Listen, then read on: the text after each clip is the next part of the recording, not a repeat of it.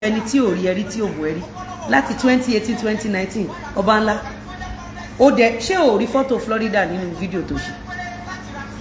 ó rí fọ́tò Florida ń bẹ́ẹ̀ Ìyábọ̀ Òjó ti tì yín síta ẹ ti rò pọ́ta mi máa kú even ẹni tí ò lóyún ẹ̀yin èèyàn tẹ́ bá wo conversation èmi àti Gistlover pẹ̀lú ọmọ afẹ́ Ìyábọ̀ Òjó tẹ́ bá wò ó débi tí mo ti ń bá Gistlover jà tẹ́ bá wá connect ẹ̀ mọ́ fídíò tí mo ṣe ní 2019 ẹ rí i pé Ọlọ́run rínú Ìyábọ̀ Òjó mọ̀ọ́mọ̀ push narrative kẹ́ lè máa dá ojú ṣé bẹ́ẹ̀ mi ń gbéga ọmọ afẹ́ Ìyábọ̀ Òjó lọ́dọ̀ Gistlover ẹ ṣàfojú yín rí mi ṣàmọ̀ pé kéèsì máa rí báyìí kí ló mú Gistlover tó fi kọ̀ tí ò bá mi sọ̀rọ̀ mọ́ all because mo ń defend ọmọ afẹ́ Ìyábọ̀ Òjó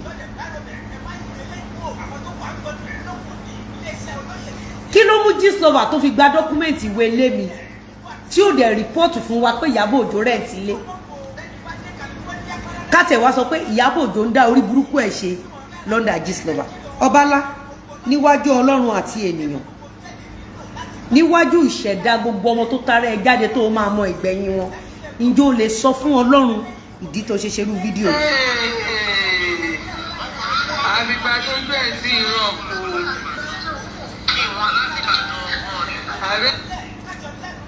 ẹ̀sìn rọ̀ fẹ́ni tó bímọ àtẹ́jọ́ 40 tó bímọ sí Amẹ́ríkà tó bímọ sí Florida precisely ọba ńlá.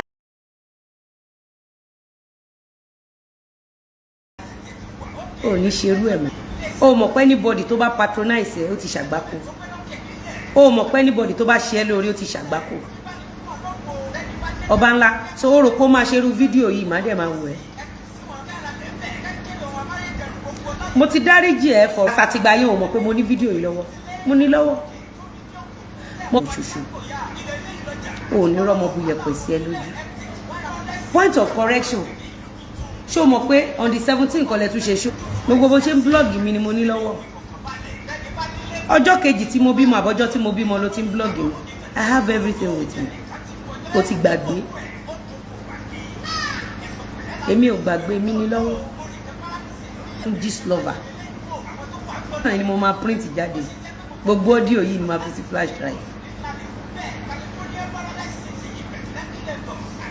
ẹ bá mi tag Ṣẹ́gun Bántẹ́fà mo ń wá Ṣẹ́gun Bántẹ́fà ìjọba ìpọ́njú and hobby don't have single electoral value at all na only Facebook rant political need ṣẹ́ni tó tiẹ̀ ti jalè ẹni tó ti lọ jalè ní Canada